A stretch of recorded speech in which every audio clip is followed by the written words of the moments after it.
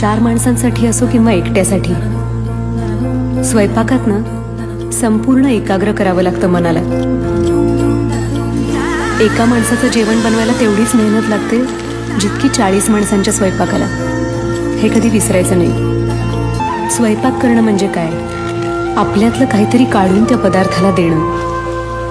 तुम्ही काय द्याल तुमच्या भाजीला, तुमच्या आमटीला? मी ना माझ्या मनातलं सगळं सांगते माझ्या पदार्थांना.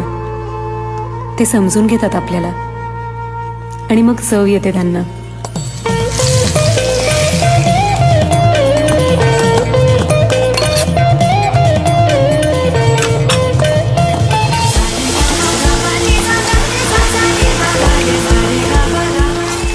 चांगल्या पदार्थाची पहिली खूण असते त्याचा वास. कधीतरी पोपट खालूनच विचारतो मला, ताई मोदकाचं सारण बनवताय काय? असं विचारलं ना कोणी की समजायचं मोदक चांगले होणार.